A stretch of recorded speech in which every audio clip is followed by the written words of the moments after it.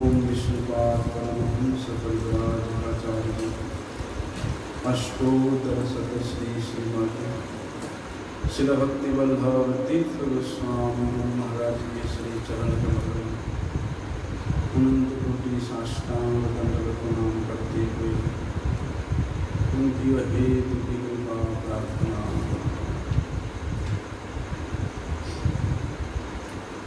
भगवान परम लीलामय, भगवान इस जगत में प्रकट होने का एक ही उद्देश्य है, लीला का। लीला के माध्यम से स्वयं वैचित्र्य से युक्त आनंद का अनुभव करना और उसी प्रकार उस लीला के माध्यम से भक्तों को भी आनंदित करना। जहाँ तक भगवान के स्वयं के सुख आस्वादन करने का, आनंद प्राप्त करने का कारण है, उससे कहीं हजार गुना अधिक कारण भक्तों को कृपा करने के लिए। क्योंकि भगवान यही बात कहते हैं कि करोमि नाना विध क्रिया मद्भक्त विनोदार्थम। मैं मेरे भक्तों को आनंद प्रदान करने के लिए, विनोदन करने के लिए मैं यहाँ अवतार लेता हूँ। बोलते इसी कड़ी में लीलामय भगवान जिस समय इस ब्रज में, इस प्रपंच में उनका प्रकट होने का इच्छा हुआ, ठीक उसी समय पृथ्वी का भी भार हरण करने का समय उपस्थित हुआ। ऐसा संजोग बोलते हैं, उसी कारण भगवान इस पृथ्वी माता के भार को हरण करने के लिए इस प्रपंचगत व्रज भूमि में,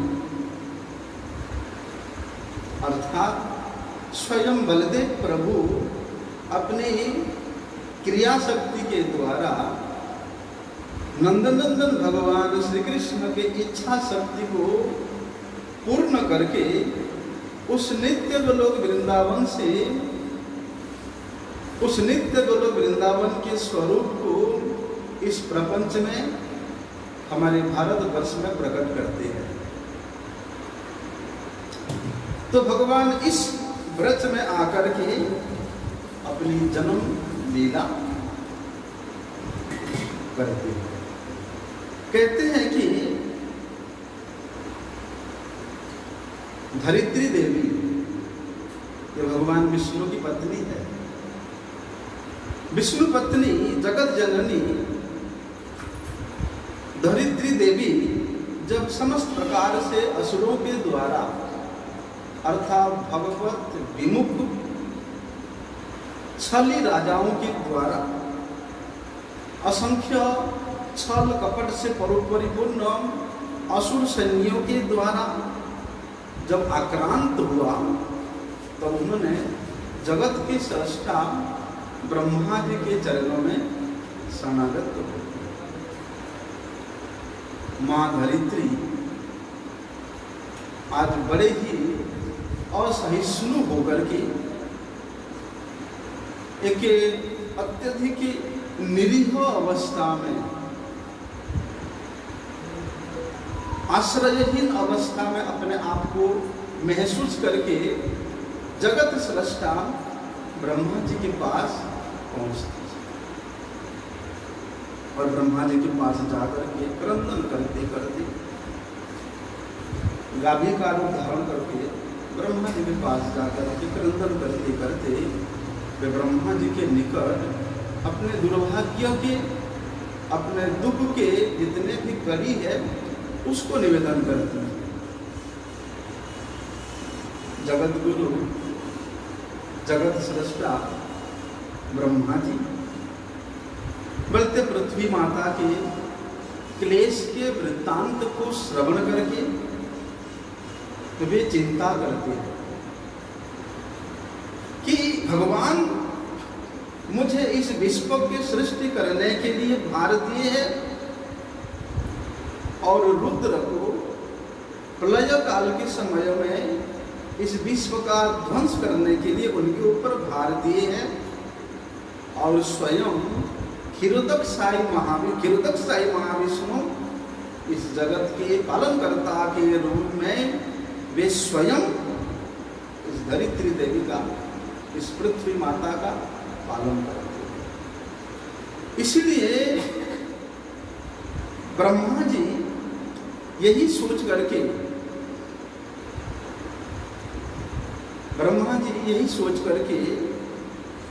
धरित्री देवी को अपने साथ लेकर के इंद्र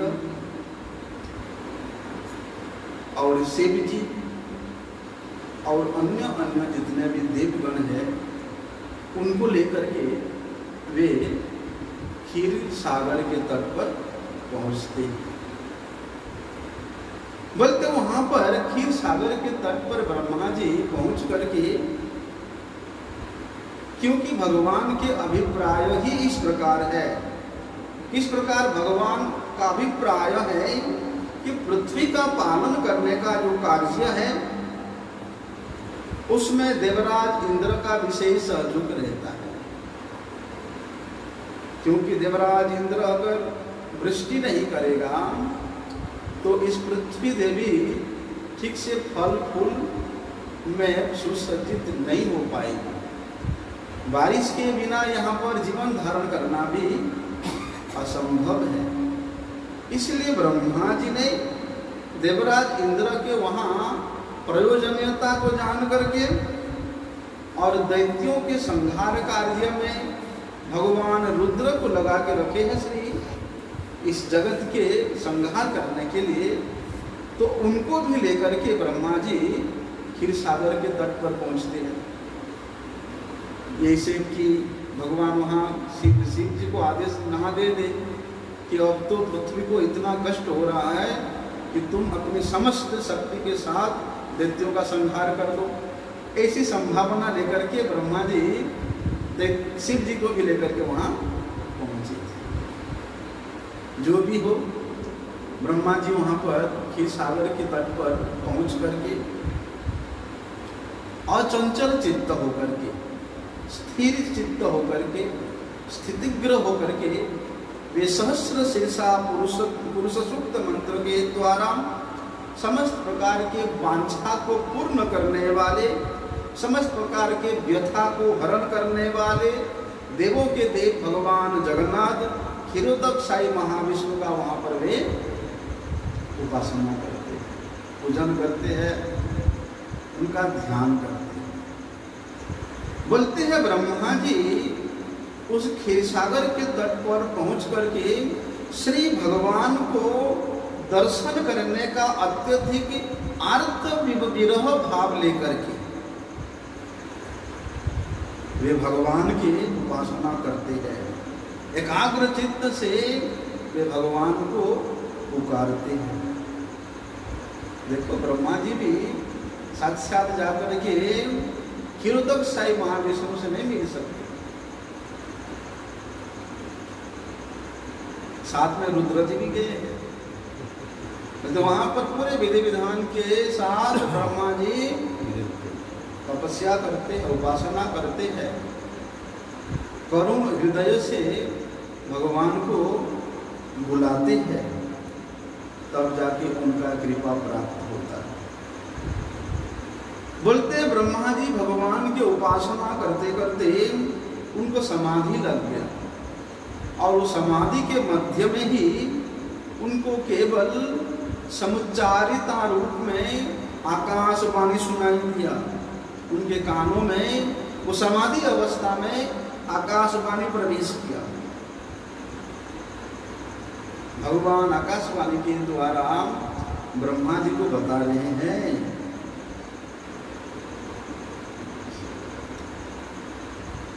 और ब्रह्मा जी को जो बताए वो केवल ब्रह्मा जी ही सुने। जो आकाशवाणी हुआ वो केवल ब्रह्मा जी ही श्रवण किए।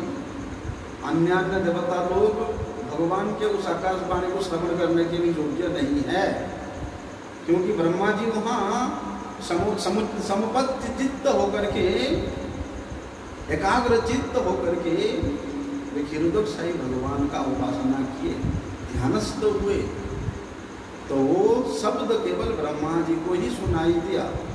तो ब्रह्मा जी को जो सुनाई दिया उसको ब्रह्मा जी देवताओं को कहते हैं कि हे देवतागण, भगवान के द्वारा आकाशवाणी से मुझे जो कुछ भी भगवान का आदेश मिला है मैं उसको तुम लोगों को बता रहा हूँ, तुम लोग सुनो। बोलते हैं कि वे क्षीरोदकशाही महापुरुष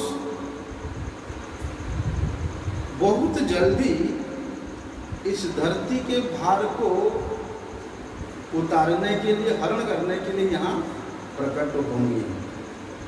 बोलते किस प्रकार से प्रकट होंगे?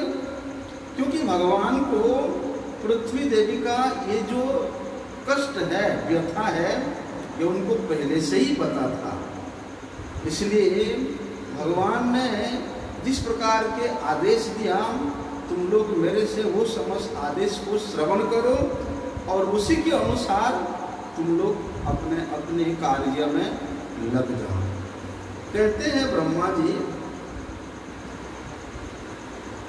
कि वे स्वयं भगवान श्री कृष्ण रामादि मूर्ति सुकला नियमेन तिष्ठम नाना अवतार मकरु भुवनेषु किंतु। बोलते जो भगवान अनेक प्रकार के लीला करने की इच्छा से इस धराधाम में रामादि मूर्ति सुकला नियमेन तिष्ठम, अनेक प्रकार की मूर्ति से विग्रह से प्रकट होते हैं। वे स्वयं भगवान श्री कृष्ण बहुत शीघ्र पृथ्वी देवी के भार को हरण करने के लिए प्रकट होंगे। कौन भगवान? बोलते कृष्ण स्वयं समभवत परम पुमान, जो बोलते परम पुरुषोत्तम भगवान श्री कृष्ण जो कि परमेष्टि पद है, जो कि सर्वश्रेष्ठ तत्व है, वे भगवान श्री कृष्ण प्रकट होंगे। गोविंदम आदि पुरुषम तमहम भजामि, उन भगवान गोविंद को मैं भजना करता हूँ। हम लोगों को तो पृथ्वी देवी बताने के बाद हमको पता चला कि पृथ्वी देवी का इतना कष्ट है, लेकिन हम लोगों से पहले ही भगवान को धरती देवी के कष्ट का, दुख का उनको पता था। इसलिए वे परमेश्वर, ईश्वर परमः कृष्ण सचिदानंद विग्रह अनादिरादि गोविंद सर्व कारणम कारणम, वे सचिदानंद घन विग्रह भगवान अपनी काल शक्ति के द्वारा इस धरा का भार को हरण करने के लिए इस प्रपंच में प्रकट लीला करेंगे, आविर्भाव लीला करेंगे। इसलिए कहते हैं भगवान जब तक यहाँ प्रकट होंगे उससे पहले तुम समस्त देवी देवताओं ने भगवान के अंश स्वरूप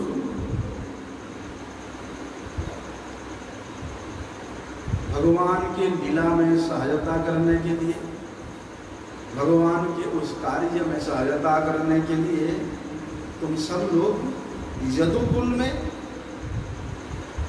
प्रकट हो, और उसके उपलक्षण में पांडव कुल के पुत्र पौत्र के रूप में भी तुम सब देवता लोग वहां जाकर के आविर्भूत हो।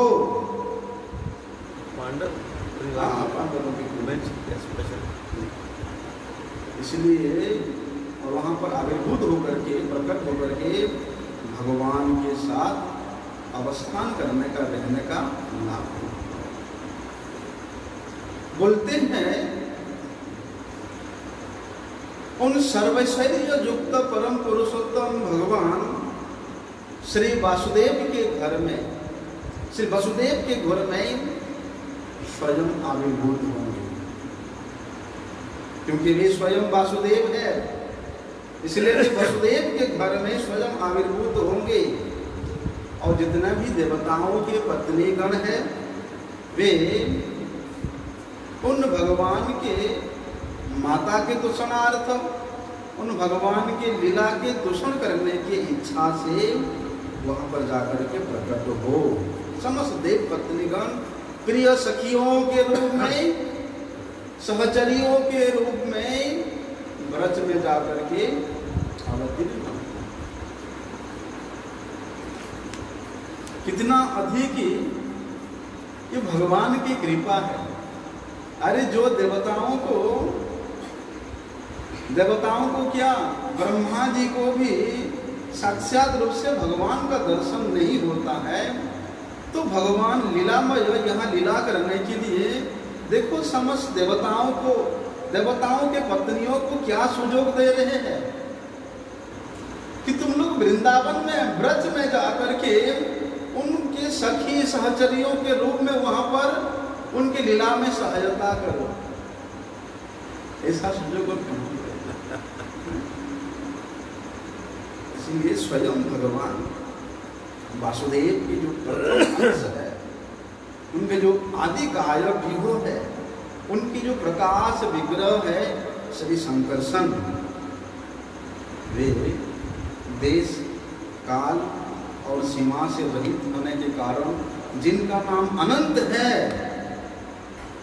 अनंत के नाम से जो कीर्तित होते हैं, बल्कि अनेक प्रकार के अवतार जिनसे प्रकट होते हैं, जिसके कारण वे शेष नाम धारण करते हैं, वे सहस्रवदन, वे स्वराट, स्वतः प्रकाश, मूल शंकरसन भगवान श्री कृष्ण के सेवा की इच्छा, श्री कृष्ण सेवा करने की इच्छा से श्री कृष्ण के अग्रज के रूप में, उनके बड़े भाई के रूप में वे वहां पर आविर्भूत होंगे।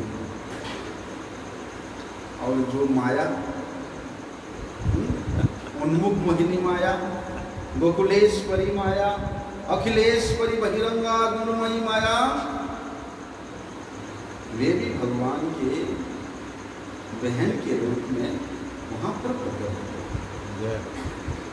बोलते उस गोकुलेश्वरी माया, गोकुल के ईश्वरी जो माया, योग माया देवी है, जो अप्राकृत जगत के अखिलेश्वरी माया के द्वारा प्राकृत जगत को प्राप्त होते हैं, बोलते वही माया यहाँ दो रूप में प्रकट होगी, एक प्रकृत माया के रूप में, एक अप्राकृत माया।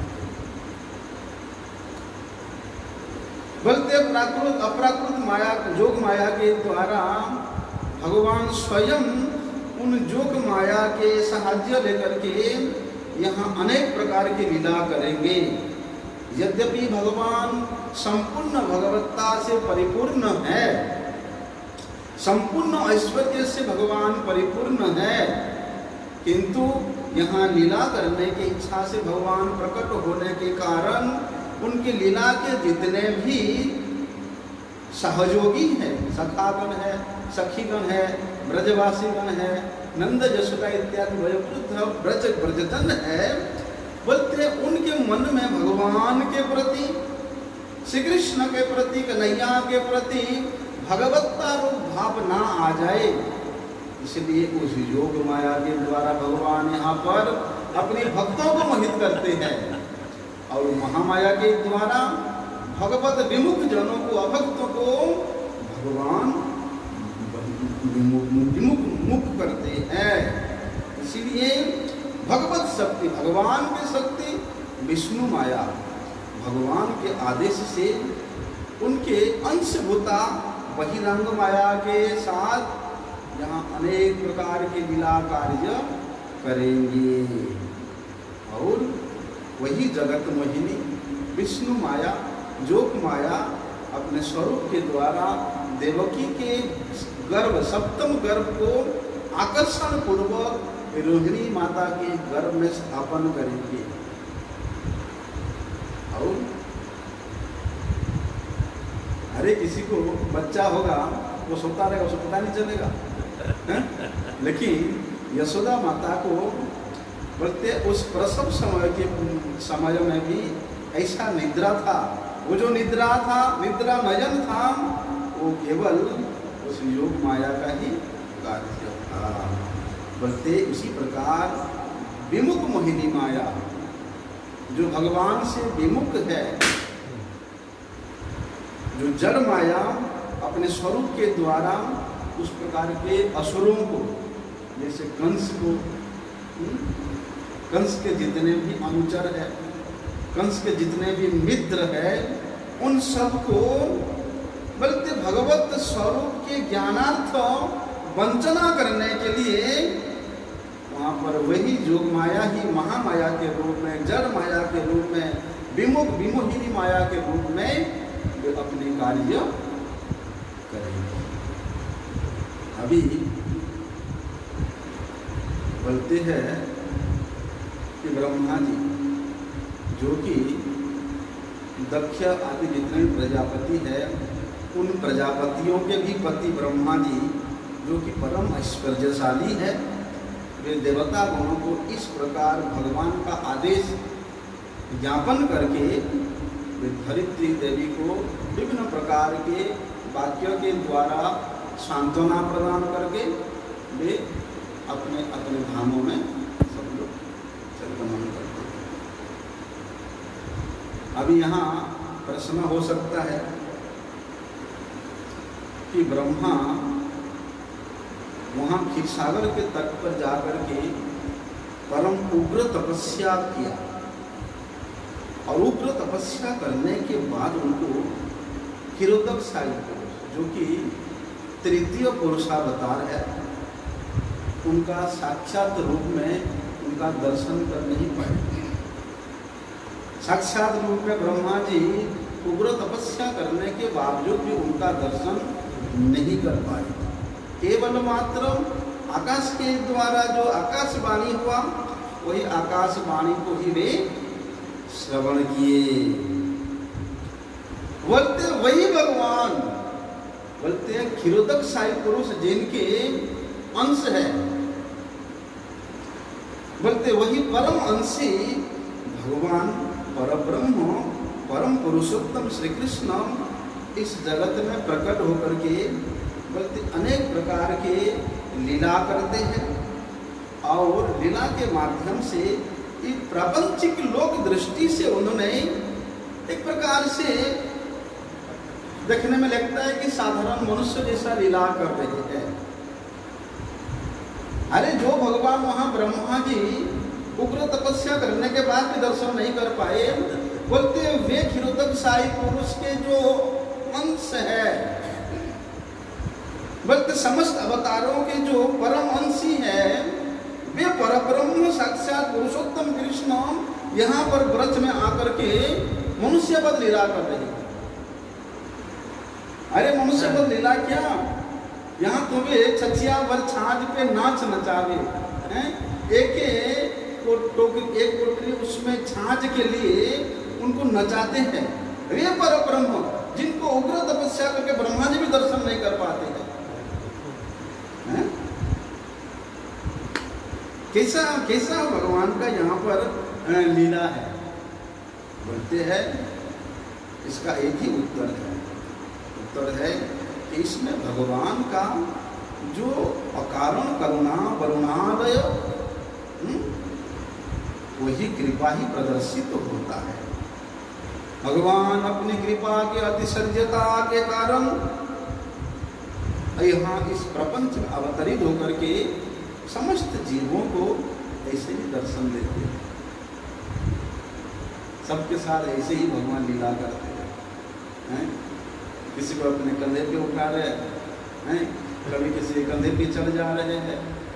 ना केवल उनके सखागण, बल्कि वन में जितने भी पशु पक्षी बंदर जितने भी वृक्ष लता रागी थे, भगवान सबको सबके साथ अनेक प्रकार के रहस्यमय लीला करके सबको परम आनंदित किया। इसलिए उन भगवान के ऐसी जो अति सज्जति युक्त कृपा है, उसको आप कल्पना भी नहीं कर सकते, इतना कृपामय है भगवान। बोलते भगवान क्षीरोदकशाही महाविष्णु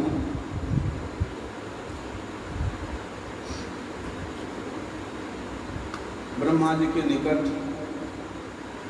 इस प्रपंच में आविर्भूत होकर के लीला करने का, प्रकट लीला करने का जो इच्छा है, दैव वाणी के द्वारा उन्होंने ब्रह्मा जी को बतला दिया और भगवान भी अंतर्हित हो जाते हैं। अभी भगवान को आविर्भाव होने का जो समय है वो बड़े निकट निकट जा रहा है। पहले क्या होता, पुरा काल में यादवपति सुरसेन मथुरा नगर में रहते थे और कहते मथुरा और सुरसेन ये जो दो देश है, ये उस सुरसेन यादवपति सुरसेन के द्वारा शासन होता था।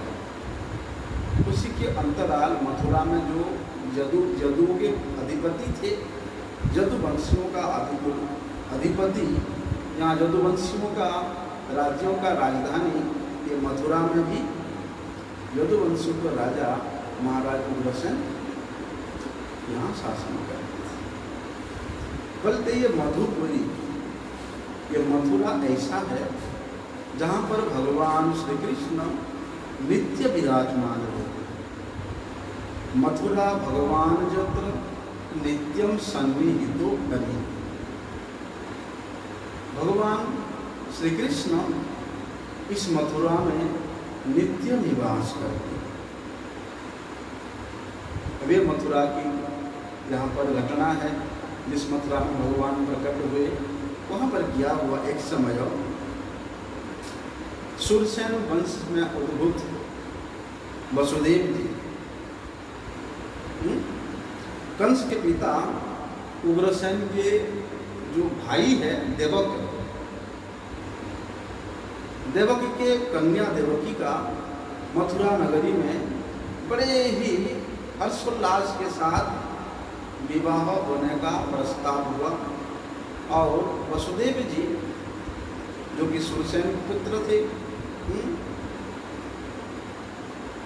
देवक के पुत्री देवकी को विवाह करके वे रथ के द्वारा अपने घर में अपनी नव विवाहिता पत्नी को लेकर के बोलते उस समय कंस स्वयं अपनी छोटी बहन कनिष्ठा भगिनी देवकी के प्रति अत्यधिक स्नेह प्रदर्शन करने की इच्छा से वे स्वयं रथ में बैठ करके रथ के जो लगाम, घोड़ों का जो लगाम है, मतलब स्वयं ही सारथी का काम करने के लिए वहाँ वे सोचा कि मेरे बहन इतनी प्यारी है और अभी उसकी विवाह हुआ है, इसलिए मैं स्वयं में सारथी बन करके जा करके उसको उसके ससुराल में छोड़ के आऊँगा। इस प्रकार इच्छा करके स्वयं कंस ने रथ में बैठ करके अश्वों के जो रज्जू है रस्सी अपने हाथ में। बोलते जब देवकी माता का विवाह हुआ तो उनके पिता महाराज देवक अपनी कन्या को और अपनी जामाता को बोलते सुवर्णों से विभूषित 400 हस्ती प्रदान किया और 10 सहस्र अश्व प्रदान किया और 1800 रथ प्रदान किया और बोलते उसके साथ अनेक प्रकार की अलंकार से सुसज्जित विभूषित 200 नव यौवना दासी ज्योतुक के रूप में वसुदेव जी को प्रदान। बोलते हैं जब वसुदेव जी माता देवकी को रथ में लेके जा रहे थे, उस समय शंख के कंस के ऐसा वहाँ व्यवस्था था कि शंख, तुर्य, मृदंग, दुदुम्बी, जितने भी मांगलिक वाद्य है वो सब बड़े सुंदर ढंग से बजाने का व्यवस्था हुआ था। अभी रथ चल रहा है, ऐसे समय में आकाशवाणी कौन कर रहे हैं? पता नहीं, जिसका कोई शरीर ही नहीं है, अशरीरी है। ऐसे अशरीर से युक्त आकाशवाणी हुआ, दैव वाणी हुआ, और उस दैव वाणी में कंस को संबोधन करके वे कह रहे हैं, रे मूर्ख कंस, तो जिसके रथ को हाँक करके लेके जा रहा है, उस देवकी के अष्टम गर्भ का जो संतान है वो तुम्हारा प्राणों को हनन करने वाला होगा, तुम्हारा प्राणांता होगा, वे तुम्हारा मृत्यु का कारण होगा। अस्यस्तु अष्टमो गर्भो हंतायाम भसे अबुधा। बोलते हैं कंस भोजकुल का कलंक था, भोजकुल का कलंक था, पापात्मा था, क्रूर प्रकृति के था। इसलिए कंस किया क्या, वे दैववाणी को श्रवण करने मात्र से ही वे अपने छोटी बहन, जिसको इतना स्नेह प्रदर्शन कराने के लिए लेके जा रहा था, बोलते जब अपने जान पे आ बैठा, वे सब स्नेह माया ममता को भूल गया, सबको तिलांजलि दे दिया, विसर्जन कर दिया, और एक हाथ में अपनी बहन की, अपनी बगली के केस को पकड़ा, और दूसरे हाथ में भी तलवार को आकर के बोलते अपनी बहन के वध करने के लिए। तब महात्मा वसुदेव जी देखते हैं उस असुर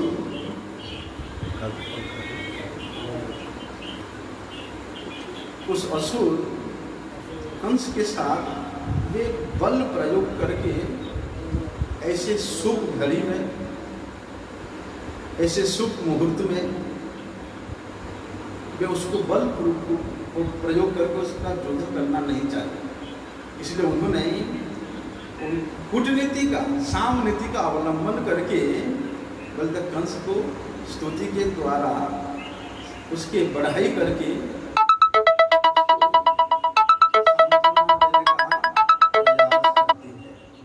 कहते हैं, वसुदेव जी कहते हैं कि हे राजन, देखो जब मनुष्य जन्म लेता है, जन्म के साथ साथ मृत्यु भी उसके साथ उत्पन्न होता है। अद्य व अद्यसतान्ते मृत्यु व प्राणिनाम ध्रुव। आज हो या 100 वर्ष बाद हो, मृत्यु तो सुनिश्चित है। जो भी जीव, जो भी मनुष्य इस जगत में जन्म लेता है वो अवश्य मृत्यु को ही प्राप्त होता है, उसका मृत्यु सुनिश्चित है, उसको कोई नहीं टाल सकता। बोलते हैं वसुदेव जी, जीव क्या करता है, अपने अविद्या के द्वारा, अविद्या के कल्पित इस शरीर और मन के द्वारा आसक्त होकर के वे मोहित हो जाता है और सोचता है कि ये शरीर ही मैं हूँ, इसलिए शरीर ही मेरा सब कुछ है।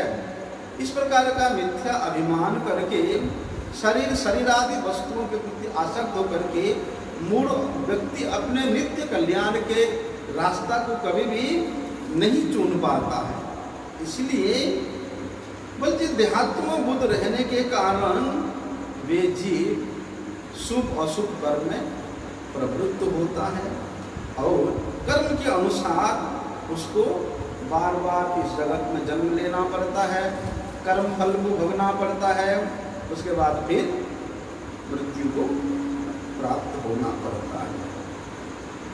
सामनीति के द्वारा, भेद रीति के द्वारा कंस को उन्होंने समझाने को बहुत प्रयास किया, लेकिन कहते हैं वसुदेव जी वहां पर कि मनुष्य असत कर्म में प्रवृत्त होकर के ये शरीर को, शरीर संबंधी वस्तुओं के प्रति विशेष आकर्षित होकर के वे क्या करता है, अपने नित्य मंगल के रास्ते से वंचित हो जाता है, नित्य कल्याण के पद से वे वंचित हो जाता है और दूसरे के साथ द्रोह करने के कारण, दूसरे के साथ हिंसा करने के कारण वो इस लोक में भी और इस लोक में तो वो निंदा के पात्र होता ही है, सब लोग उसको निंदा करते ही हैं, बोलते परलोक में भी वे अनेक प्रकार की यातनामय कष्ट को प्राप्त करता है, अशांति को भोग करना उसके लिए अनिवार्य है। इसलिए मृत्यु भवितव्य, मृत्यु सुनिश्चित है। इसलिए उस मृत्यु से बचने के लिए किसी को हिंसा करना, किसी को कष्ट देना, किसी को पराभूत करना, ये कोई धर्म का कार्य नहीं है। अगर इस प्रकार के अधर्म में मनुष्य प्रवृत्त होता है तो इस लोक में भी और परलोक में भी वे हमेशा अशांत परिस्थिति को ही प्राप्त होता है। वसुदेव जी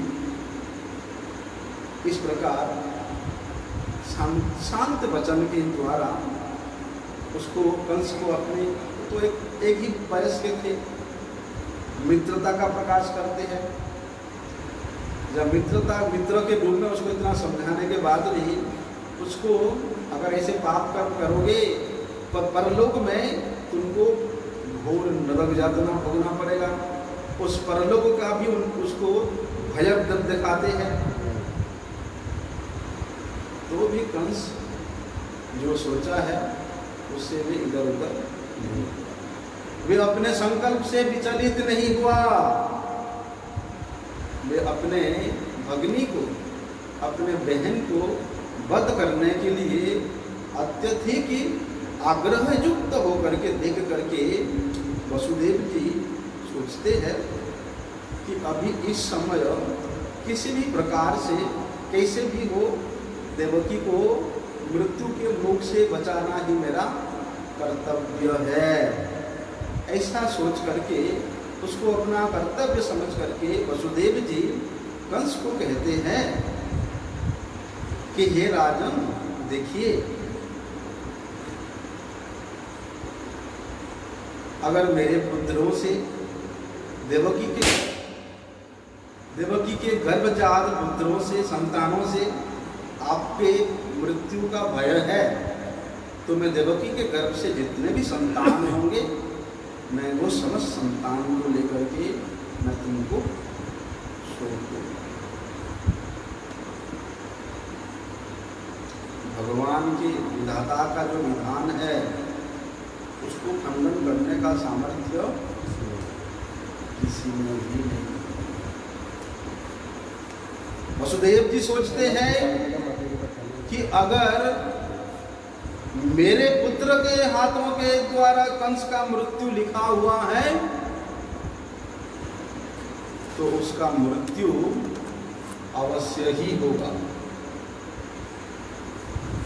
उस मृत्यु को कोई नहीं टाल सकता। अगर मेरे पुत्र के हाथ में उसका मृत्यु निर्धारित है तो अवश्य वो होगा। ऐसा विचार करके वसुदेव जी ने अपने मन में अत्यधिक विषाद, कष्ट रहने पर भी उन्होंने कंस के सुख के लिए, कंस के प्रसन्नता के लिए वे उस समय वसुदेव जी बड़े प्रसन्न होकर के कह रहे हैं, केवल उसको दिखाने के लिए, लेकिन मन में तो बहुत वेदना है, बहुत विषाद है, बहुत कष्ट है। तो उस प्रकार दुखी होकर के अगर वसुदेव जी बोलते तो कंस विश्वास नहीं करता। लेकिन कंस जानता है वसुदेव जी वे सत्यवादी है, वे कभी एक भी झूठ मिथ्या नहीं बोले हैं। इसलिए वसुदेव जी क्या करते हैं, कंस की प्रसन्नता के लिए वे स्वयं प्रफुल्ल बदन होकर के कंस को कहते हैं कि हे कंस, हे सौम्य, दैव वाणी के अनुसार देवकी के पुत्रों से तुम्हारा भय है। देवकी से तुम्हारा किसी प्रकार का भय नहीं है, देवकी के पुत्र से तुम्हारा भय है। इसलिए अष्टम गर्भ तक क्यों, जितने भी देवकी के पुत्र संतान होंगे मैं वे सबको मैं तुमको समर्पण करूँगा। वसुदेव जी जब ये बात कंस को बोल रहे थे, वे अपने छाती में पत्थर करके बोल रहे थे, भला अपने नवजात संतान को कोई मारने के लिए किसी को कैसे दे सकता है? लेकिन वसुदेव जी सोचे कि अभी साम दाम भेद जितना भी नीति है उन सब का प्रयोग करके किसी ना किसी प्रकार से मेरी नवविदा विवाहिता पत्नी देवकी को बचाना ही मेरा एकमात्र कर्तव्य है। तब कंस ने उन सत्यनिष्ठ वसुदेव जी की वाणी को, उनके वाणी के सारवेदता को, उनके सुजोक्तिकता को हृदयंगम करके वे देवकी का वध करने से निवृत्त होते, हट जाते। तब वसुदेव जी संतुष्ट होकर के कंस का बड़े प्रशंसा करते। प्रशंसा तो करते ही है, लेकिन उनके मन में कितना कष्ट है। तो इस प्रकार उन्होंने देवकी को अपने घर में प्रवेश करा दिया।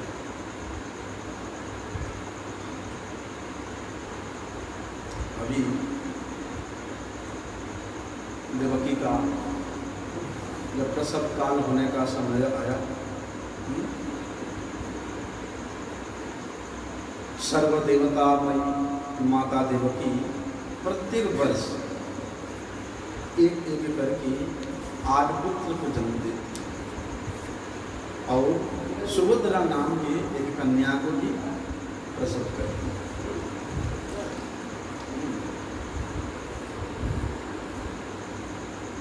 जो माया वो सुभद्रा जी की। इसलिए अपनी प्रतिज्ञा भंग ना हो जाए, अपने सत्य वचन में किसी प्रकार का व्यवधान ना आ जाए, उसी से भयभीत होकर के उनकी जो प्रथम संपुत्र हुआ कीर्तिमान, उस कीर्तिमान को अत्यधिक कष्ट के साथ अपने हाथों में लेकर के वसुदेव जी कंस को समर्पण करते। किम दुस्सहम नुसाधुनाम विदुषाम किमपेक्षिणाम किमकार्यम कदर्ज्यानाम दुस्त्यजम किमृतात्मना। कहते हैं सत्य संग जो साधुगण होते हैं, उनके पास में सत्य के सामने जितने भी बड़े दुख आए उसको वो लोग साधारण समझते हैं। अरे जिसका एकमात्र, जिन साधु का एकमात्र सी भगवान ही,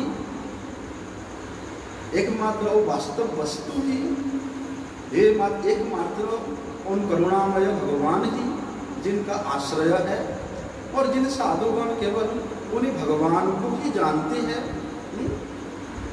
बोलते ऐसे साधुगण, ऐसे मुनिगणों के पास में पुत्र का कोई स्नेह हो या ममता हो, उसमें विशेष आकर्षण नहीं हो। देखो ना, जब ब्रजवासीगण और ब्रह्मा जी समस्त ब्रजबालकों को वे ले जाते हैं सुमेरु गुफा में, तो श्री कृष्ण स्वयं समस्त ब्रज बालक के रूप में अपने आप को विस्तार करके उन ब्रजवासियों के, उन माताओं के स्तनपान करते हैं।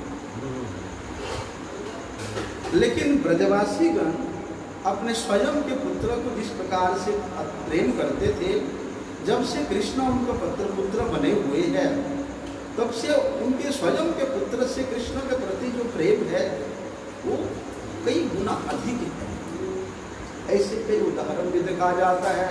सत्य संध पुरुष अपनी सत्य का रक्षा करने के लिए वे बड़े से बड़े दुख को भी, बड़े से बड़े कष्ट को भी उसको साधारण समझते हैं, उसकी उपेक्षा कर देते हैं।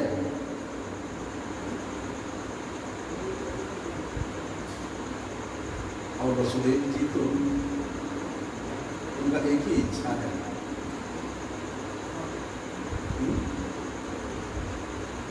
कि भगवान परम पुरुषोत्तम परम ब्रह्म श्री कृष्ण स्वयं पुत्र के रूप में आविर्भूत हैं।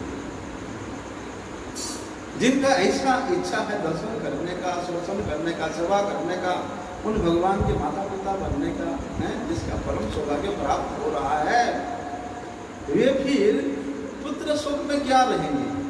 लेकिन वहां पर यह कोई सहज बात नहीं है। अपने पुत्र को कोई मृत्यु के मुख में ढकेल दे, बड़ी सहज बात नहीं है। इसलिए हम प्रश्न हो सकता है, वसुदेव जी अपने सत्यता भंग ना हो जाए, इसी भय में उन्होंने अपने सामने अपने नवजात पुत्र के वध को कैसे सहन कर सकते हैं। अरे भाड़ में जाने दो, जो कितना सत्य असत्य जाने दो, कोई प्रश्न कर सकता है। वसुदेव जी ऐसे कैसे कर सकते हैं। अरे एक सत्य के लिए, सत्य संकल्पता के लिए उन्होंने अपने हाथों में ले जाकर के अपने पुत्र का वध करने के लिए कैसे दे सकते हैं। इसलिए कहते हैं कि जो सत्यनिष्ठ साधु होते हैं, वे सत्य के संरक्षण करने के लिए उनके सामने चाहे कितने भी घोर से घोर विपत्ति क्यों ना आ जाए, वे अपने सत्यता के सामने कभी भी नहीं डगमगाते। गुरु के निर्देश के सामने वे सत्यनिष्ठ शिष्य कभी भी नहीं डगमगाता है, चाहे मृत्यु ही सामने क्यों ना आ जाए। ऐसा शिक्षा है। बोलते असहनीय दुख हो, दर्द हो, कष्ट हो, फिर भी वे अपने सत्य को नहीं छोड़ते।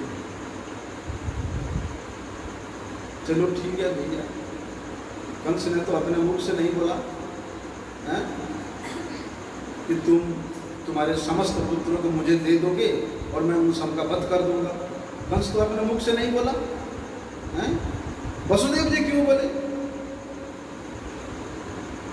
वसुदेव जी स्वयं अपनी तरफ से क्यों बोले कि मैं अपने पुत्रों को तुमको सौंप दूंगा। और यद्यपि आकाशवाणी हुआ था कि देवकी के अष्टम गर्भ के पुत्र कंस का वध करेगा, तो वसुदेव जी ये भी कह सकते थे ना कि हे राजन, हे कंस, ठीक है देवकी के जो अष्टम गर्भ का पुत्र होगा मैं उसको आपको सौंप दूंगा, ये भी बोल सकते थे।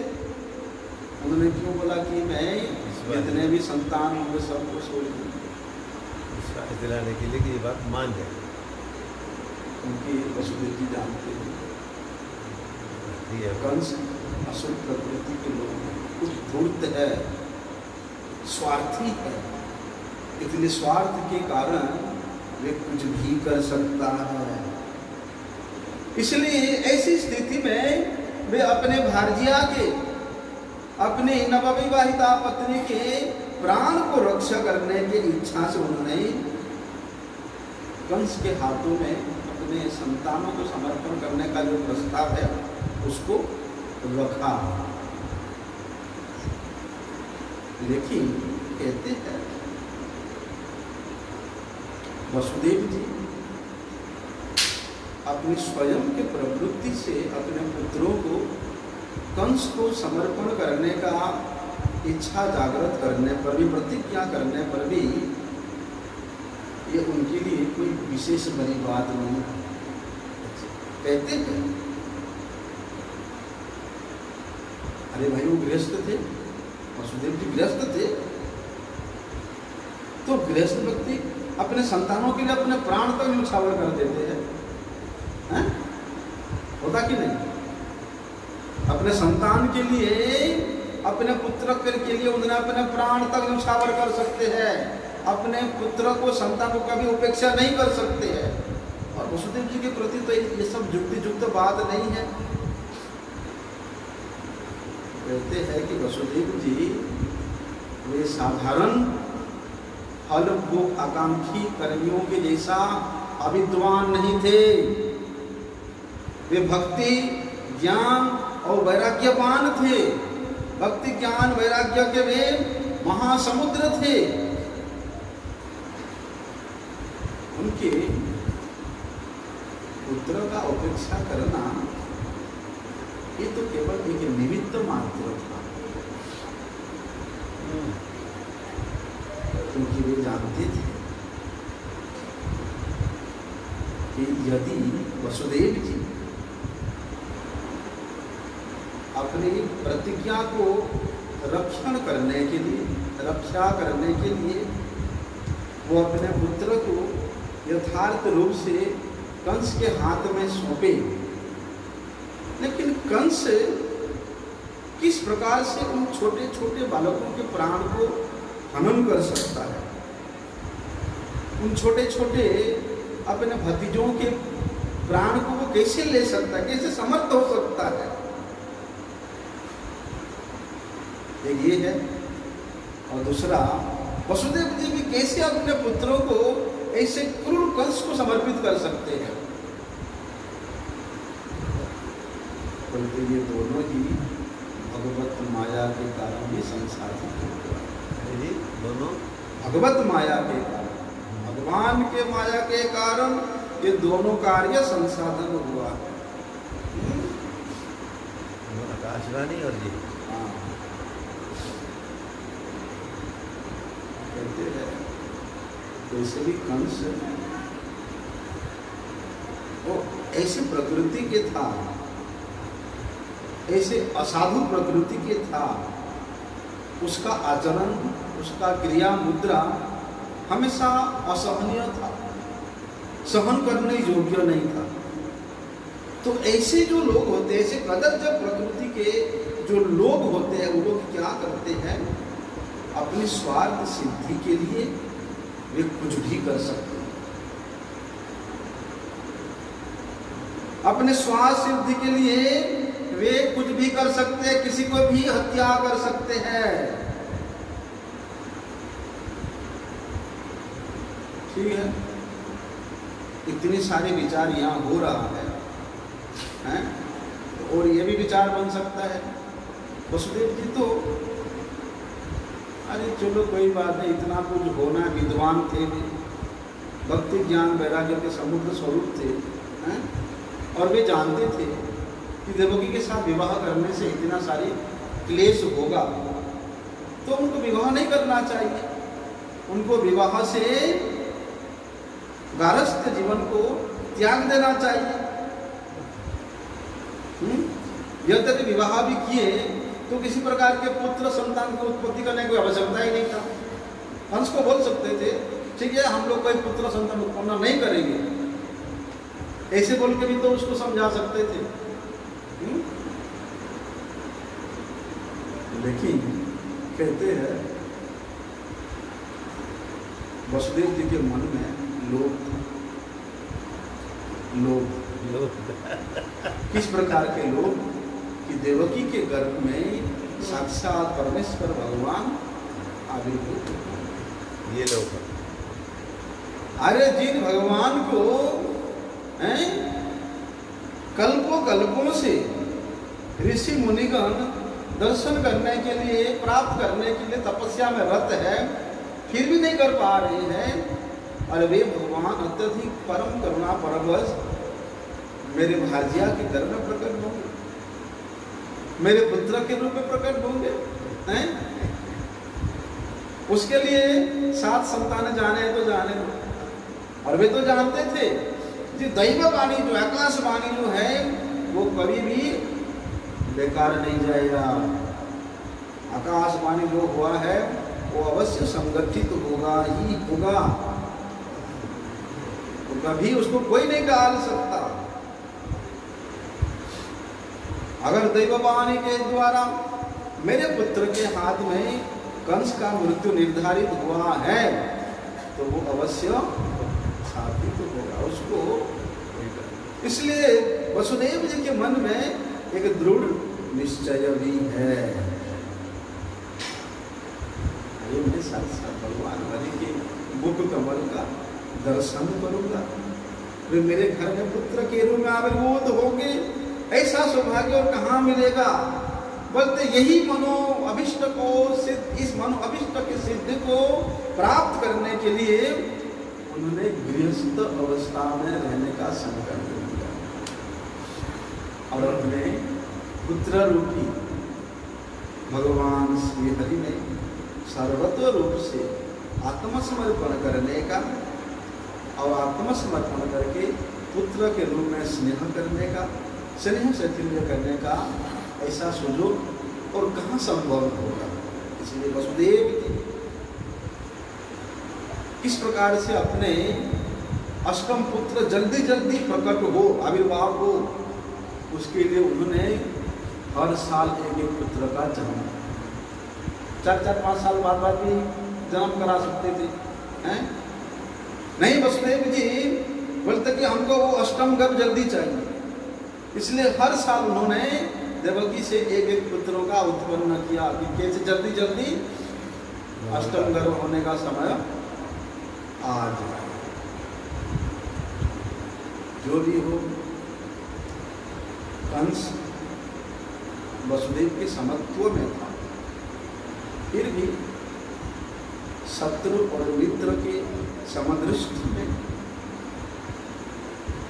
कैसे दर्शन होना चाहिए, कैसे व्यवहार होना चाहिए, उसके प्रति उसके नज़र में, उस कंस के नज़र में वो नहीं दर्शन हो पाता था।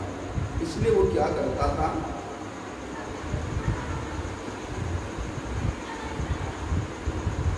इतना कुछ समझाने के बाद कंस के मन में थोड़ा दया आ गया।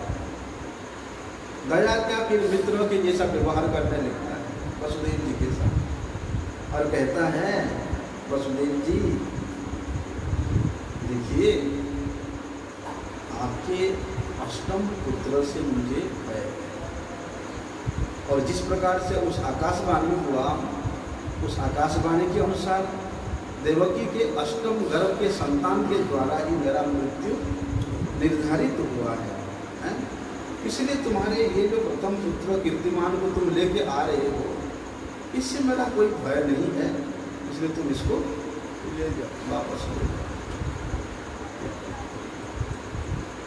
अब वसुदेव जी अव्यवस्थित चित्त में, असंयत चित्त में, असंतुष्ट चित्त में उन्होंने कंस के ऐसा वाणी को सुन करके, यहाँ कंस के प्रति इस प्रकार दयालु भाव दर्शन करके उनको विश्वास नहीं हो रहा था। फिर भी कंस ने बोला है कि इस पुत्र को, प्रथम पुत्र को तुम वापिस ले जाओ। वसुदेव जी उस पुत्र को वापिस ले आते। अभी क्या हुआ, नारद जी देखते हैं, अरे ऐसा होने से गड़बड़ हो जाएगा, हैं?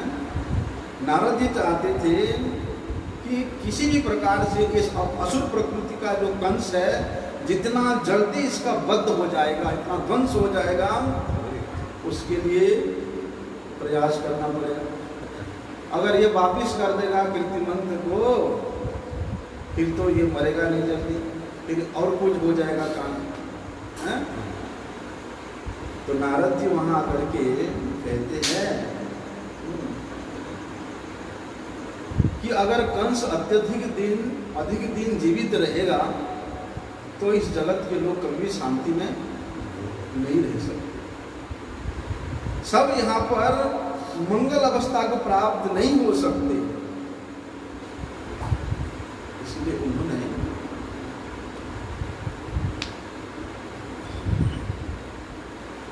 कंस के पास जाते हैं और कंस को कहते हैं, कंस देखो, मैं अभी नंदन कानन से, चैत्रव्रत वन से, विशाल सुमेरु पर्वत के गुफा से मैं उधर से घूम फिर के आ रहा हूँ, लेकिन मैं जहाँ भी जाता हूँ वहाँ पर सारे देवता एकत्रित होकर के यही मीटिंग कर रहे हैं। क्या मीटिंग कर रहे हैं? कि देखो कि अभी ऐसा समय हुआ है, इसलिए हम सब देवता लोग किस प्रकार से भगवान श्री कृष्ण प्रकट होंगे, तो उनके सहायता करने के लिए यदु वंश में, भोज वंश में, अंधक वंश में हैं, किस प्रकार से हम लोग वंश वहाँ जा कर के हम लोग किस प्रकार से जन्म लेकर के हम भगवान श्री कृष्ण सहायता करेंगे और कंस की मृत्यु कैसे जल्दी होगा, उसके लिए वो लोग सब विचार विमर्श कर रहे थे। नारद जी आकर के वहाँ पर आग लगा देते हैं। बोलते हैं ये जितने भी ब्रज में नंद गोपगण हैं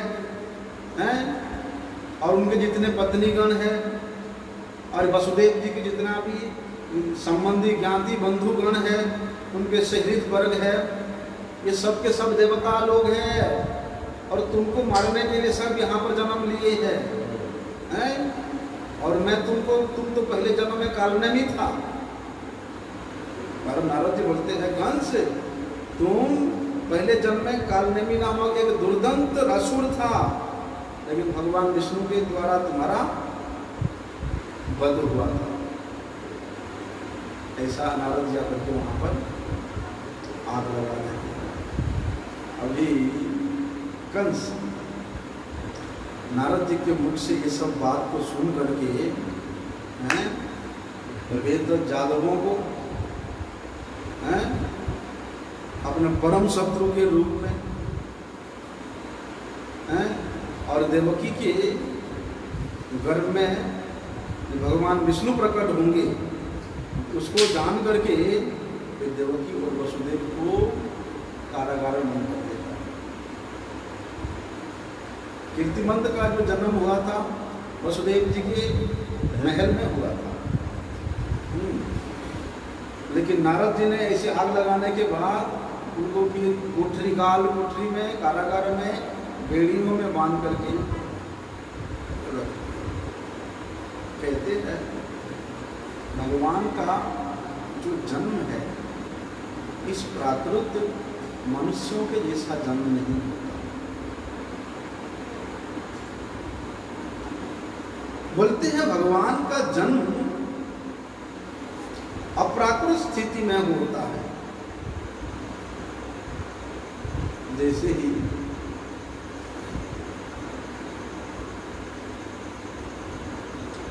वसुदेव जी के एक एक संतान होते गए, ऐसे ही कंस उनके एक एक संतान का संहार करते गया और जितने भी जादव गण थे उन समस्त जादवों को अनेक प्रकार से उनको उत्पीड़न करता था, कष्ट देता था, मारता था, पीटता था, लगाता था। यदु वंश के, भोज वंश के, अंधक वंश के जितने अधिपति गण थे, ये तीनों वंश के अधिपति राजा उग्रसेन थे। उग्रसेन को उसने अपने पिता उग्रसेन को कारागार में बंद कर दिया और स्वयं उस सुरसेन देश का एक राजा होकर के वहाँ शासन करने लगा।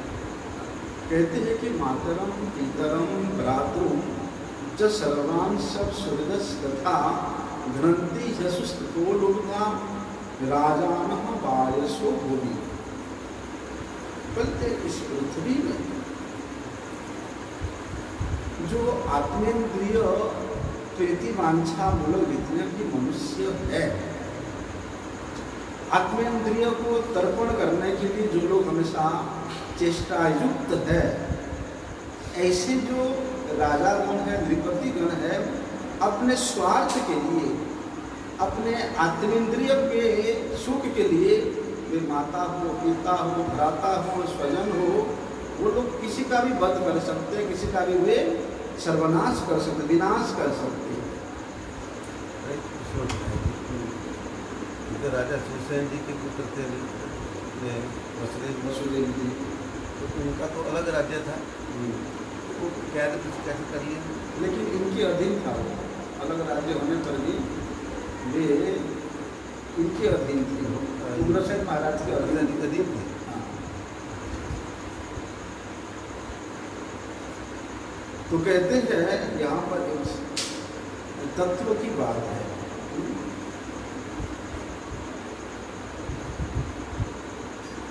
स्व मतलब आत्मा है, स्वार्थ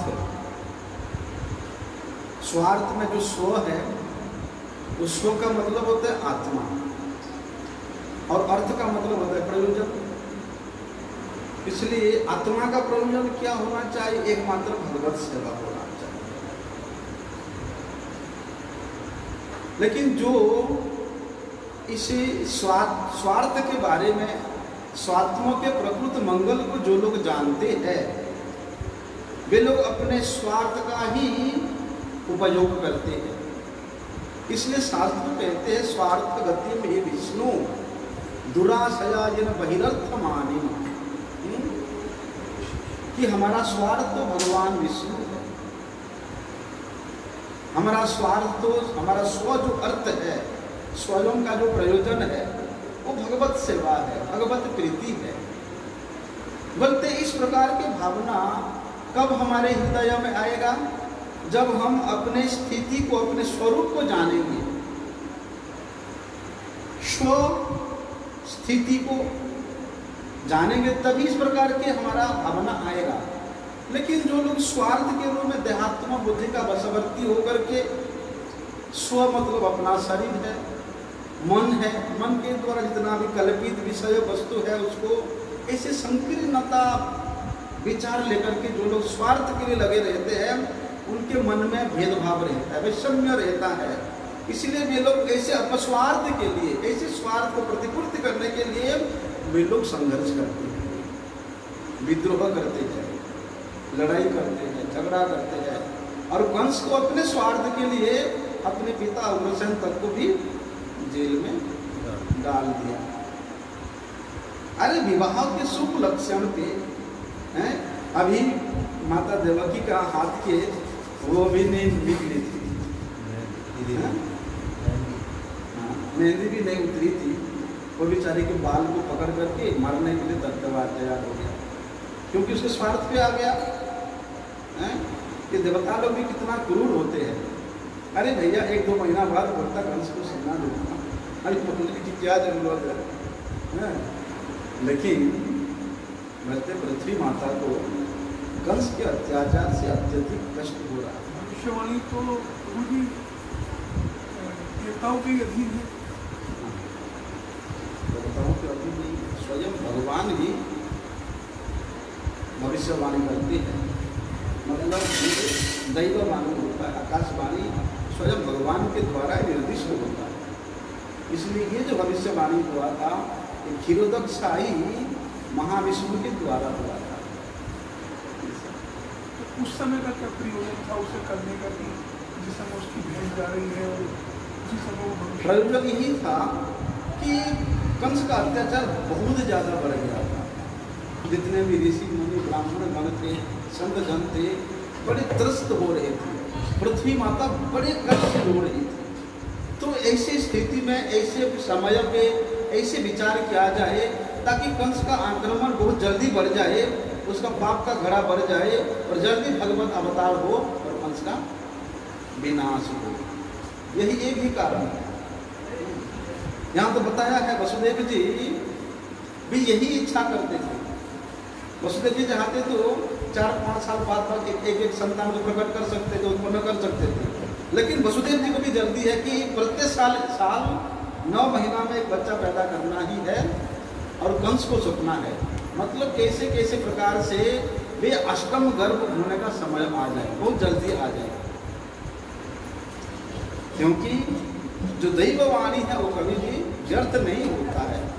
बल्कि उस आकाशवाणी के अनुसार जब देवकी के अष्टम गर्भ के द्वारा कंस का विनाश निर्धारित है, तो निर्धारित है तो वो होगा, उसको कोई नहीं टाल सकता। इसलिए वो अष्टम गर्भ कैसे जल्दी जल्दी आए, उसके लिए ये सब व्यवस्था है। अभी हमने सुना नारद जी आग लगाने की क्या जरूरत था? नारद जी देखते, अरे अगर कंस को बोल रहा है भैया वसुदेव जी को कि वसुदेव जी आपके दूसरे संतानों से मुझे भय नहीं है, मुझे तो देवकी का अष्टम गर्भ से भय है, वही मेरा मृत्यु का कारण है, इसलिए तुम इसको वापिस ले जाओ, वही अष्टम गर्भ के लागे मुझे दे देना। वसुदेव जी ले जाते हैं। नारद जी देखते, अरे ऐसे वजह से गंडगोल हो जाएगा, ये तो इसका अत्याचार धीरे धीरे बढ़ता जाएगा, मरेगा नहीं इसलिए नारद जी आग लगाते हैं, नहीं नहीं इसे मत करो, हैं ये गिनो 8 गिनो, इधर का उल्टा पुल्टा भी हो सकता है इसलिए कांड कर दो। ऐसा ऐसा तो अपने स्वार्थ के लिए इस प्रकार के लोग कुछ भी कर सकते हैं। अभी कंस अपने ससुर के बल से बलियान होकर के, जैसे स्वयं तो बलवान था कंस, देवताओं तक परास्त कर लिया था, लेकिन जरासंध का पराक्रम बहुत ज्यादा था। अस्थि और प्राप्ति नाम के जरासंध के जो 2 पुत्री थे उसको कंस ने विवाह दिया था, दोनों पुत्री से। तो अपने ससुर जरासंध मगध रहा, जरासंध के आश्रय में वे पराक्रांत होकर के उनके अनुयायी जितने भी असुर थे, प्रलंबासुर, बकासुर, अघासुर, तृणावर्त, चाणूर, मुष्टिक, अरिष्टिक, विविध, पूतना, केसी, धेनुकासुर, पानासुर, नरकासुर, जितने भी विशाल विषम प्रकृति के असुर थे, बोलते वे सबके साथ कंस मिल करके यादवों को अत्यधिक कष्ट देने लगा, अत्यधिक निर्यातना देने लगा। तब सब यादवों ने कोई कुरु देश में, कोई पंचाल देश में, कोई कैकय में, कोई विदर्भ देश में, कोई विदर्भ देश में, कोई कौशल देश में, सब लोग भागने लगे। सब लोग भागने में लोग नहीं मतलब समय का अपेक्षा करने लगे कि आने तो बेटा आ रहे हैं, जब तक भगवान प्रकट होंगे तब तक उस समय की अपेक्षा करके वे समस्त यादवों ने इस मथुरापुरी से दूर दूर अलग अलग जा करके आत्मरोपण करने लगे। लेकिन केवल कुछ जन जैसे अक्रूर जी, कुछ जन ऐसे केवल जो उनके यादवों के अपने आत्मज्ञाती जन थे, वे लोग श्री कृष्ण अवतार कैसा होगा उसका दर्शन करने का उत्कंठा लेकर के वे एक नाटक के माध्यम से, नाटक क्या, कंस का वशवर्ती होने का दुख तो है कि हमारे वंश को इतना आक्रमण कर रहे, लेकिन अगर इसका हम बात मान करके इसका वशवर्ती होकर के रहेंगे, उसका आज्ञाकारी होकर रहेंगे तो ये हमको रखेगा। वहाँ पर अक्रूर जी और जितने भी कुछ भी यदुवंशी थे, वहाँ रहने का एक ही इच्छा था उनका कि हम लोग भगवान श्री कृष्ण का आविर्भाव होने का लीला को देख सकें। अभी उग्रसेन का पुत्र कंस एक एक करके देवकी के 6 पुत्रों का विनाश कर दिया। तब देवकी के 6 पुत्र का विनाश होने के बाद माता देवकी के संतप गर्भ में हर्ष और शोक को वर्धन करने वाला एक गर्भ उनकी कुक्षी में, उनके गर्भ में हर्ष और शोक दोनों को व्यक्त करेगा। हर्ष इसलिए है क्योंकि अब तो साक्षात भगवान मेरे उदर में आए। शोक इसलिए है कि कंस मार देगा, उसका भी कंस वध कर देगा। इसलिए भगवान श्री कृष्ण के अंश के रूप में माता देवकी के गर्भ में सप्तम गर्भ प्रकाशित हुआ। जो लोग अभिज्ञागण है तो सप्तम गर्भ को अनंत के रूप में भगवान श्री कृष्ण के द्वितीय व्यूह, उनके द्वितीय विस्तार, द्वितीय मूल देह के रूप में, मूल संकर्षण के रूप में जानते हैं। वे साक्षात बलराम जी है।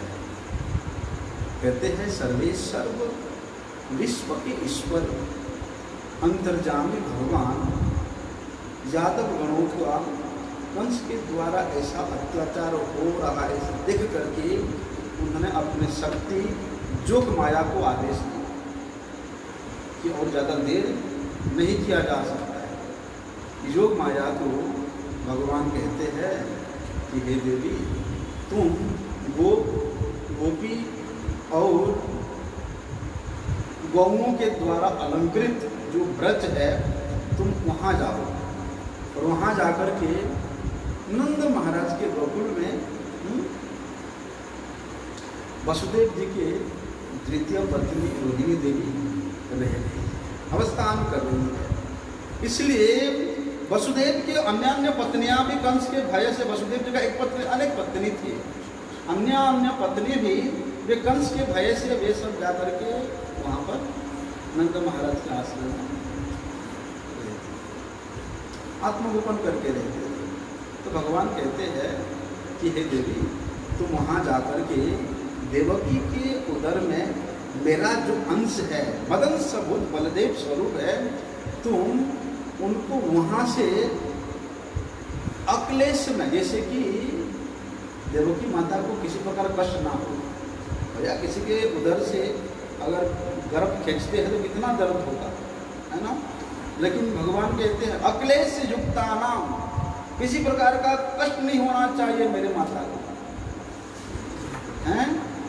तुम ऐसे करके उस मेरे अंशभूत संकर्षण को वहाँ से आकर्षण करके रोहिणी के घर में संस्थापित कर दो। इसके बाद मैं स्वयं अंशानाम भागो भजनम प्रवेशम जत्र तेन पूर्णम रूपेण, तब मैं परिपूर्ण रूप से माता देवकी के पुत्रत्व को स्वीकार करूंगा, अर्थात माता देवकी के अष्टम गर्भ के रूप में, और तुम नंद महाराज के जो महिषी है यशोदा मैया, उसके गर्भ से आगे होना,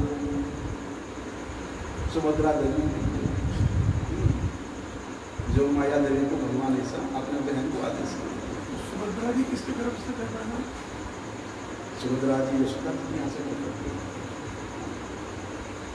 आगे बताएंगे, उसका भी रहस्य है। तो कहते हैं अर्थात अहम अंश भागेन देवक्याः पुत्रताम शुभे प्राप्स्यामि तम यशोदायां नंद पत्न्यां भविष्यति। कहते हैं सर्व कामों के ईश्वरी, सर्व कामों को प्रदान करने वाली ये योग माया, तुम इस प्रकार करने से तुमको लोग अनेक रूपों में पूजन करेंगे, अनेक उपहारों के साथ धूप नैवेद्य आदि के साथ इस जगत में लोग तुमको पूजन करेंगे।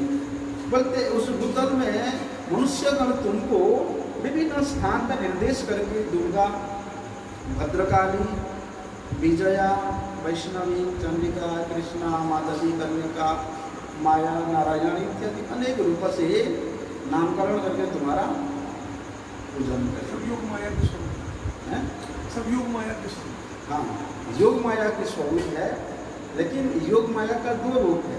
भगवत माया का दो रूप है, एक योग माया, एक अप्राकृत माया। जो योग माया, एक प्राकृत माया, ये महामाया है। बोलते वही देवी, योग माया देवी को अगर महामाया के रूप में आप पूजन करते हो, उनका आराधना करते हो, तो वो आपको इस माया का वस्तु देगी। और ये जगत के सृष्टि स्थिति का जो कारण है, जो दायित्व है, वो महामाया के ऊपर है। सृष्टि स्थिति प्रलय साधन शक्ति रेखा छाई वयस्य भुवनानि विवर्ति दुर्गा। बोलते इस जगत की सृष्टि स्थिति प्रलय का जो भार है, भगवान इस जोग माया के द्वितीय स्वरूपिणी महामाया दुर्गा देवी के ऊपर दिया है। इसलिए वहां कहते हैं इस प्रकार से अनेक नामों से लोग तुमको पूजन करेंगे, और देवकी के गर्भ से तुम मेरे अंश को आकर्षण करके रोहिणी के गर्भ में स्थापित करने के कारण उसको संकर्षण के नाम से कहते हैं। गोकुल वासियों के आनंद को वर्धन करने के कारण उनका नाम राम भी होगा, बलराम। और बल में सबसे अधिकता युक्त होने के कारण वे बलभद्र होंगे, बलराम होंगे। मतलब इस प्रकार जो माया देवी भगवान के आदेश को शिरोधार्य करके, भगवान का प्रदक्षिणा करके, वे देवकी के सप्तम गर्भ को आकर्षण करके रोहिणी माता के घर में संस्थापन करते हैं। बोलते योग माया का ये जो कार्य हुआ, इसको ना तो माता देवकी समझ पाई और ना ही माता रोहिणी समझ पाई। कोई समझ नहीं पा रहा है। लेकिन जैसे ही माता देवकी का वो गर्भ नष्ट हुआ, लोग सोचते कि नष्ट हो गया, लोग सोचते अरे इस बार तो सप्तम गर्भ है, कंस का भय बढ़ गया होगा, इसलिए कंस ने जरूर कुछ तंत्र मंत्र करके, असुर है भाई, कुछ भी कर सकता है, तंत्र मंत्र करके देवकी के गर्भ के अंदर ही वो उसको मार दिया, नष्ट कर दिया। आजकल जैसे गर्भपात होता है ना, ऐसे कराते हैं, ऐसे लोग सोच के बड़े दुखी हो रहे थे। अभी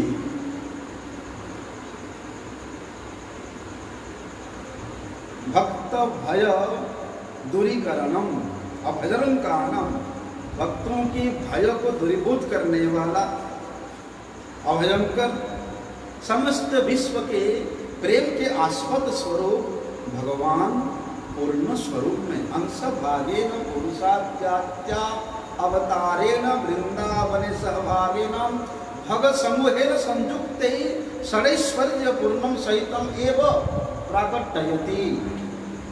अभी वे भगवान अपने संपूर्ण भगवत्ता को एकत्रित करते। किस प्रकार से बोलते, जितने भी अवतार हुआ है, शंकरषण जी के द्वारा पुरुषावतार हुआ है, बोलते उन पुरुषावतारों से असंख्य अवतार हुआ, चाहे वो युगावतार हो, सत्यावेश अवतार हो, कलावतार हो, बल्कि समस्त अवतारों को ये पूर्ण स्वरूप अवतार एक केंद्रीकरण करके, केंद्रीभूत करके वे संपूर्ण भगवत्ता से, संपूर्ण ऐश्वर्य से, संपूर्ण माधुर्य से परिपूर्ण होकर के, सच्चिदानंद घन स्वरूप होकर के भगवान सर्वैश्वर्य पूर्ण भगवान।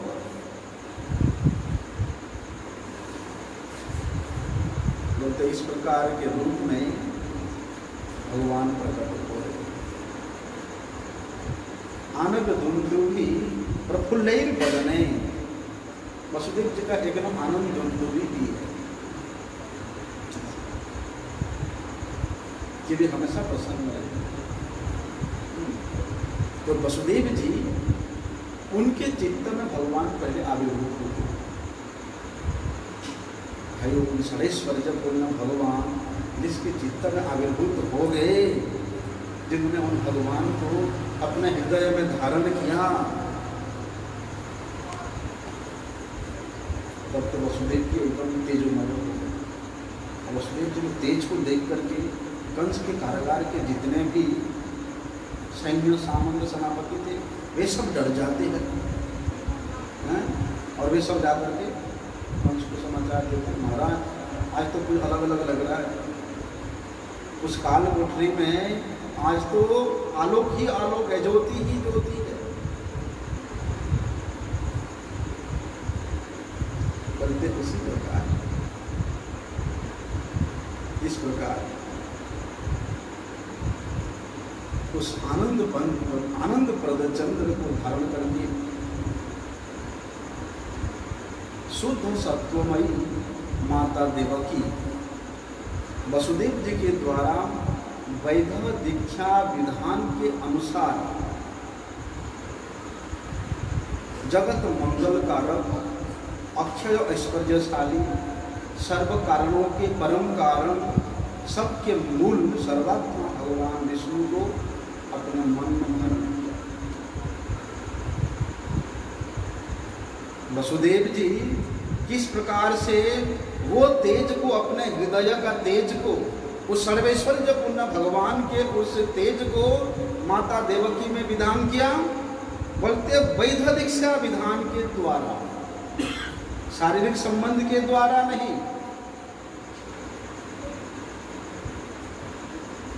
बोलते हैं वे तेज को वसुदेव जी बोलते हैं मन के द्वारा देवकी माता के हृदय में स्थापित किया, और जब देवकी माता के हृदय में स्थापित किया, समस्त जगत के आश्रय स्वरूप हैं, अनंत विश्व ब्रह्मांड जिनके आश्रय लेकर के रहते हैं, अनंत विश्व ब्रह्मांड में अनंत जीव जगत जिन भगवान के आश्रय में रहते हैं, आज वे भगवान माता देवकी के उदर को आश्रय लेकर के विराजमान।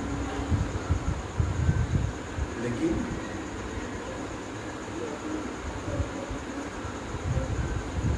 वो उदर का, वो गर्भ का जो शोभा था, जो सौंदर्य था, और गर्भ के अंदर रहते हुए जो ऐश्वर्य प्रकाशित हो रहा था, वे और छूट के नहीं रहा, बल्कि संपूर्ण कारागार में वे प्रतिफलित हो। और बोलते हैं उस समय माता देवकी को जो दर्शन करता है, बोलते हुए आनंदित हो जाता है।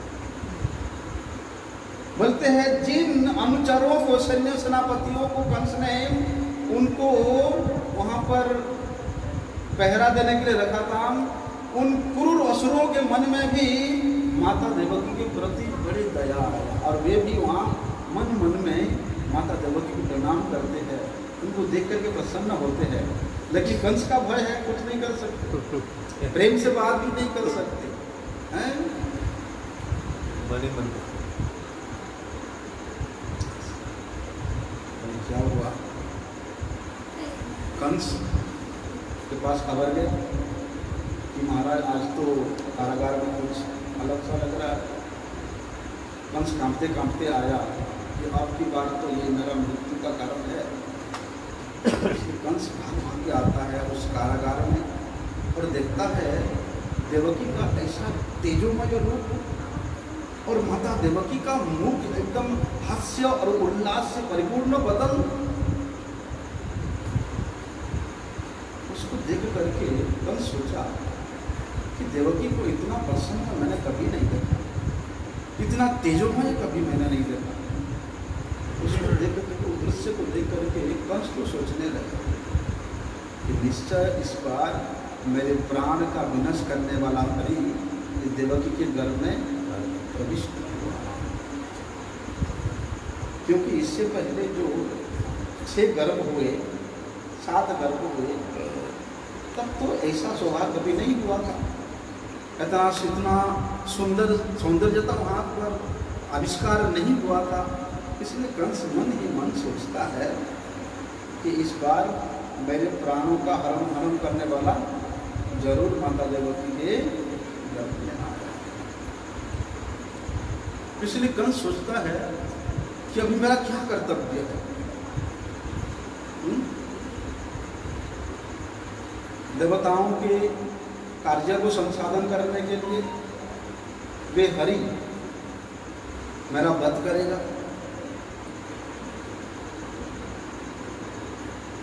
और अवश्य हरि अगर माता के देवकी के गर्भ से बाहर आता है तो वो अपना पराक्रम तो प्रदर्शन करेगा।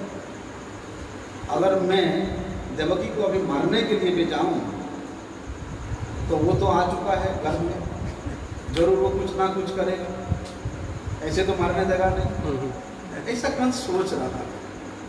फिर सोचते अरे नहीं, देवकी को स्त्री जाती है, मेरी बहन है, उसके बाद ये गर्भिणी है, गुरुमती है, ऐसी अवस्था में मैं उसको कैसे वध करूँ? ऐसी अवस्था में अगर मैं उसको वध करूँगा तो मेरा यश, मेरा श्री, मेरा आयु, ये सब के सब नष्ट हो जाएगा। और दूसरी बात, मैं इतना निष्ठुर कैसे बन सकता हूँ? कंस बोल रहे कि मैं इतना निष्ठुर कैसे बनता हूँ? उसके मन में ये विचार कैसे आ गया हमारे भगवान के कारण? बोलते जो कंस, अरे वो विवाह के समय में, शुभ अवसर में, वो तो आवाज को सुन करके मारने को उद्यत हो गया था, लेकिन आज बोलते वही आवाज को, वही दैववाणी सत्यता को प्रतिपादन करते हुए एक यहाँ पर अवस्थान है, माता के गर्भ में है। अभी तो और ज्यादा निष्ठुर होना चाहिए, हैं? लेकिन कंस के मन में ऐसे साधुता जैसे बात कहाँ से आया है? इसलिए कहते हैं ना, कुमार दर्शन करो, कहते हैं इस प्रकार से संतों के हृदय में भगवान हमेशा विराजमान रहते हैं और संत जन अपने हृदय स्थित भगवान को अनुभव करते हैं। इसलिए साधुओं के दर्शन करने मात्र से हमारे समस्त प्रकार के अनर्थ दूर हो जाता है। साधुनाम दर्शनम मन्ये सर्व सिद्धिकरम परम। अरे ऐसे सत्य साधु का दर्शन करने मात्र से हमारा समस्त प्रकार की सिद्धि प्राप्त हो जाता है। और यहाँ तो जगत के आश्रय स्वरूप सर्वेश्वर सर्वकारणेश्वर भगवान माता के उदर में है, तो उस माता का दर्शन करके कितने गुरु भी क्यों ना कंस उसके मन प्रवृत्ति परिवर्तन होना स्वाभाविक है, अत्यधिक स्वाभाविक है। बोलते ऐसे चिंता करते करते कंस उस गर्भ को नष्ट करने का अगर विचार आया भी था तो उसे निवृत्त हो गया और अपने चिर प्रतिद्वंदी उस हरि का उस गर्भ से बाहर आने के लिए आनंद प्रतीक्षा करने लगा। बोलते ऐसा प्रतीक्षा किया, वास्तव में ऐसा प्रतीक्षा अगर हमारे अंदर आ जाए तो भगवान प्रकट हो जाएंगे। ऐसा प्रतीक्षा कि कंस का उठते बैठते सोते खाते पीते बोलते प्रत्येक समय में प्रत्येक काल में केवल वे हरि ही दर्शन हो रहा। हाँ, वे भगवान ही इतना भयभीत हो गया, इतना आशंकित हो गया कि कहीं भी जाए कुछ भी करे। बोलते हैं जब से कंस माता देवकी को दर्शन करके गया, माता देवकी के अष्टम गर्भ को, कभी से कंस एक मिनट भी नहीं सोआ। कहां से सोएगा? आंख बंद करते हुए उसको अपने काल दिख रहा है, वे भगवान दिख रहा है। बोलते इस प्रकार कंस समस्त जगत को बोलते उस भगवतमय देखने लगा। बोलते ऐसी अवस्था को प्राप्त करने के लिए बड़े बड़े ऋषि मुनिजन हजारों हजारों साल तपस्या करते हैं, फिर भी ऐसी अवस्था प्राप्त नहीं होता है। लेकिन ये क्रूर कंस उसको ऐसा समझ लेता है। इसलिए कहते जेन केन उपाय मन कृष्ण निवेशित। बोलते जैसे किसी उपाय से हो, बोलते कृष्ण में अपने मन का अभिनिवेश करो। अगर सर्वत्र श्री कृष्ण सर्वज्ञ श्री कृष्ण सर्व कार्य क्षेत्र में श्री कृष्ण का स्फुरन होगा, दर्शन होगा, मनन होगा, चिंतन होगा, तो तुम्हारा कल्याण तो हो गया। लेकिन इसका मतलब ऐसे नहीं करना कंस जैसा, शिशुपाल जैसा गाली दे देना। हम लोग ना कंस है ना शिशुपाल है, कैसा विरुद्ध आचरण करेंगे।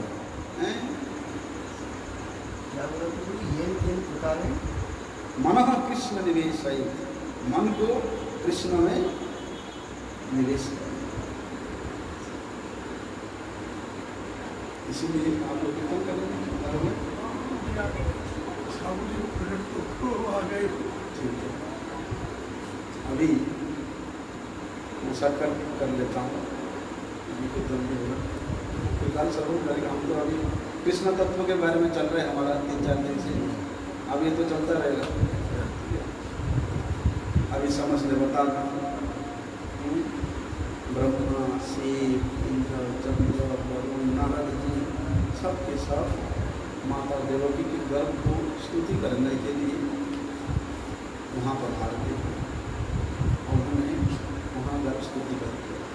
सत्यव्रतम सत्य परम सत्यम सत्यस्य योनि सत्यस्य सत्यामृत सत्य नेत्रम सत्यात्मकं त्वां शरणं प्रपन्नम। कहते हैं कि ये भगवान इस अवास्तव संसार में केवल आप ही एकमात्र वास्तव सत्य हो। इसलिए उस वास्तव सत्य के मात्र उस वास्तव सत्य के द्वारा भी आप एकमात्र प्राप्ति हो। उस वास्तव सत्य वस्तु के प्रति, उस वास्तव सत्य वस्तु के अनुगत वस्तुओं के प्रति जो लोग वास्तविक सत्य तक आचरण करके शरणागत है, आपके तत्व केवल उन्हीं सत्य के द्वारा ही अनुभवनीय जाना जा सकता है। इसलिए हे भगवान, आप सत्य स्वरूप हो, इसलिए आप सब अपने भक्तों की सत्यता को रक्षा करने के लिए आप अपने सत्यता को भूल जाते हो, अपने संकल्प को भूल जाते हो। और कहते हैं भक्तजन कि आप अपने भक्तों की पालन करने का व्रत ले रखा है, सत्य व्रतम त्रिसत्यम। इसलिए आप अपने भक्तों को कभी भी किसी प्रकार का कष्ट होने नहीं देते हो। लेकिन ये जो कष्ट है, इस कष्ट के लिए भी ये साधन है, यही कष्ट है। बल्कि साधन करते करते अगर ऐसे कष्ट भी आता है तो उससे निवृत्त नहीं होना। भगवान कहते यही मेरा परीक्षा है। कहते हैं भगवान कि जे करे अमर आस तार करी सर्वनाश, तबो न छाड़े आस तबे करी दासे दास। भगवान कहते हैं कि जो मेरा आशा करता है, मेरा भजना करता है, मेरे प्रति शरणागत होता है, मैं उसका सर्वनाश कर देता हूं। किस प्रकार के सर्वनाश? बल्कि संसार के प्रति, शरीर के प्रति हमारा जो देहात्म बुद्धि है, जो कि बंधन का कारण है, उसका सर्वनाश कर देते हैं। उसके बाद भी अगर व्यक्ति मेरे आशा नहीं छोड़ता है, कहते हैं ना, करो में भिक्षुम पति गए हो ही ना, मैं उसको रास्ता का भिखारी तक बना देता हूँ। अरे भैया, बड़े बड़े राजा महाराजा लोग, बड़े बड़े सेठ लोग यहाँ व्रत में आकर के भिखारी बनने को अपना सौभाग्य मानते हैं। बोलते उसके बाद भी अगर वो मेरा आशा नहीं छोड़ता है, तब मैं उसको अपने दासों के दास बना लेता हूँ। तबे करी दासे दास। ऐसा भगवान का संकल्प है। जो भी है देवताओं की जो स्तुति है, ये बड़े सारगर्भित स्तुति है। उसको हम छोड़ेंगे, कल इसको फिर आगे से हम श्रवण करेंगे। अभी 10 बजे से 12 बजे तक कीर्तन होगा, फिर 12 बजे ठाकुर जी का अभिषेक प्रारंभ होगा। वांछा कल्पतरुभ्यश्च कृपा सिंधुभ्यैव च पतितानां पावनेभ्यो वैष्णवेभ्यो